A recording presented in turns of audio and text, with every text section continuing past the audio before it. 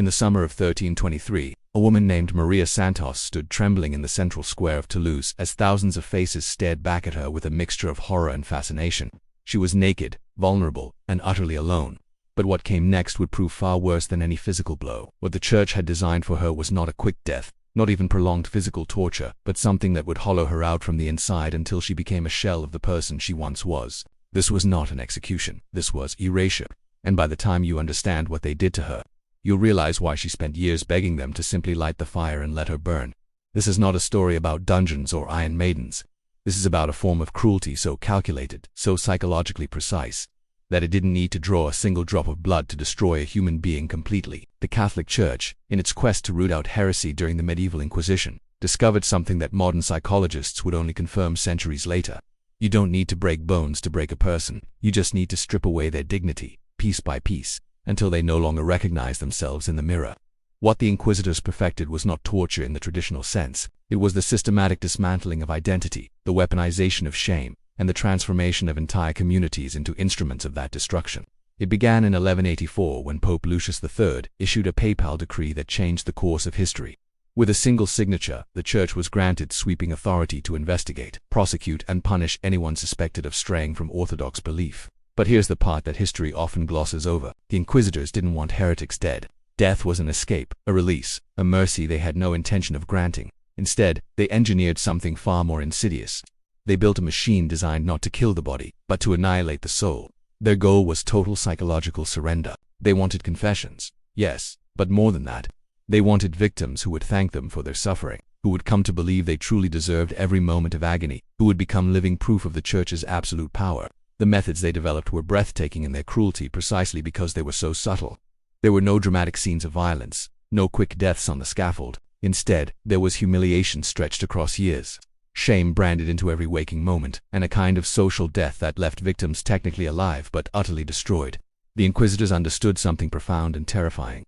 If you could make someone ashamed enough of their own existence, if you could turn them into a public spectacle of degradation, you wouldn't just control that person. You'd send a message that would ripple through entire towns, entire regions, silencing dissent before it even formed into words. And the most chilling part, they convinced everyone, including the victims themselves, that this wasn't cruelty at all. This was salvation. This was love. This was the Church saving souls through suffering.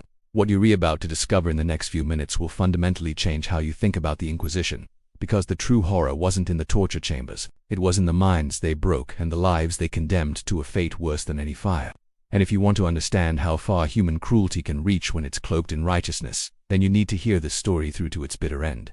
Hit that subscribe button now, because what comes next will stay with you long after this video ends. The punishment had a name. They called it the San Benito, a simple yellow garment that became the most feared sentence in medieval Europe. But calling it just a robe is like calling a noose just a piece of rope.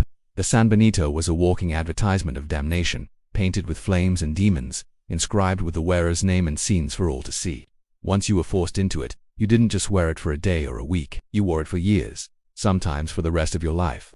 Every morning you woke up and put on your own shame. Every time you stepped outside, children would point and mock. Adults would cross the street to avoid you. Shops would refuse to serve you. You became a ghost haunting your own town, visible to everyone but belonging nowhere. Church records from Toulouse revealed the staggering scope of this psychological warfare. Between 1307 and 1323 alone, over 800 people were sentenced to wear the San Benito indefinitely. Of those, more than 300 took their own lives within the first year. But the Church didn't see this as a failure. They saw it as proof the system was working. Those who died by their own hand were denied burial in consecrated ground, and their families were forced to wear the San Benito as punishment for their relative's final act of defiance. The cruelty was fractal, spreading outward in waves, touching everyone connected to the condemned. But the San Benito was just the beginning of the Church's arsenal. When they really wanted to break someone, when they needed to send a message that would echo across a land, they held an autodaf in act of faith. These weren't trials. They were theatrical productions of humiliation staged before thousands of spectators.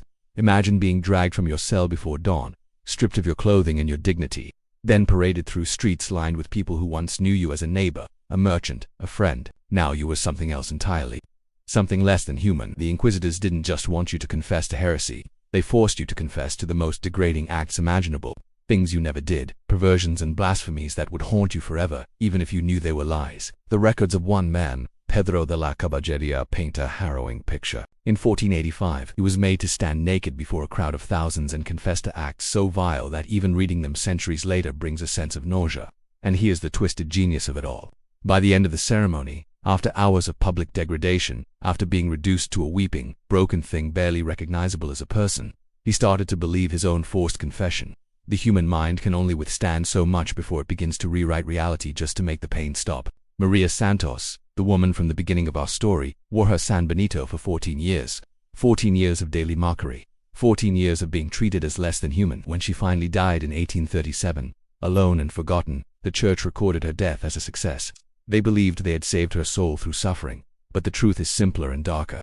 They had destroyed a human being slowly, methodically, and with the full approval of society. And the most haunting part, this wasn't the exception. This was the system working exactly as designed. So I'll leave you with this question. When we look back at history's darkest chapters, it's easy to imagine ourselves as the ones who would have resisted, who would have stood up against injustice. But the Inquisition succeeded precisely because it turned entire communities into participants in the cruelty. Would you have been brave enough to shelter someone wearing the San Benito? Would you have risked your own family to defend a neighbor being humiliated in the town square? Or would you have looked away, grateful it wasn't you? Drop your thoughts in the comments below, because these questions aren't just about history, they're about human nature itself, and that should terrify us all.